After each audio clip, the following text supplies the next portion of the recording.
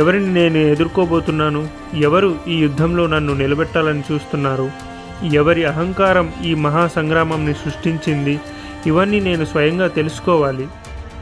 ధర్మాన్ని వదిలి దుర్యోధనుడికి తోడుగా నిలబడిన వీరంతా అతని పాతకంలో భాగస్వాములే. అధర్మం వైపు నిలబడిన వారు మా బాణాలకు ఎదురులేకుండా పడిపోతారు కృష్ణ అని అర్జునుడు అన్నాడు. ఎందరో రాజులు, యోధులు, సైనికాధికారులు, అన్ని రాజ్యాలు దుర్యోధనుడి పక్కన చేరి అతని అన్యాయంకి బలమందిస్తున్నారు.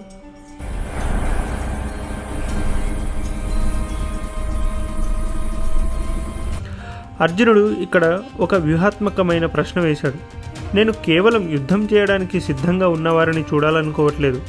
దుర్యోధనుడి దుర్బుద్ధిని తెలిసి కూడా ఎవరైతే స్వార్థంతో, అజ్ఞానంతో అతనికి మద్దతు ఇవ్వడానికి వచ్చారో వారిని నేను చూడాలి అని చెప్పాడు. అంటే ఈ యుద్ధంలో అధర్మం వైపు నిలబడటానికి వారి నిజమైన మోటివ్ని ఏంటో తెలుసుకోవాలనుకుంటున్నాడు. ఈ పాయింట్ నుంచే అర్జునుడిలో అనుబంధం, అనుమానం మొదలవుతుంది. ఇక్కడ మనకు ఒక అద్భుతమైన పాఠం ఉంది. మన రియల్ లైఫ్లో మనం ఈ లక్ష్యాన్ని అలవర్చుకోవాలి. భగవద్గీత మనకు నేర్పేది ఏంటంటే, లైఫ్లో మనకు ఒక పెద్ద ప్రాబ్లంతో పోరాడుతున్నప్పుడు కేవలం శత్రువుల బలం గురించి మాత్రమే కాదు, వారి మోటివ్ గురించి కూడా ఆలోచించాలి.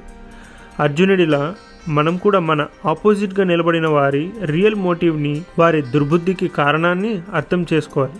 ఒకవేళ ఆ పోరాటం కేవలం దుర్బుద్ధికి, స్వార్థానికి మద్దతు ఇవ్వడానికి జరుగుతుంటే దాన్ని ఎలా ఎదుర్కోవాలి అనేది తెలుసుకోవడం మనకు చాలా ముఖ్యం. ఇది ధర్మాన్ని నిలబెట్టడానికి మొదటి అడుగు.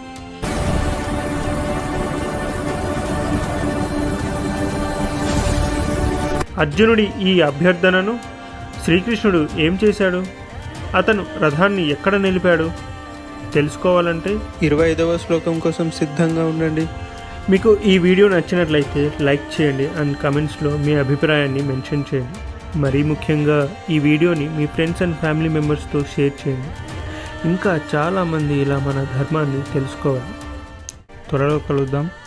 జై శ్రీకృష్ణ.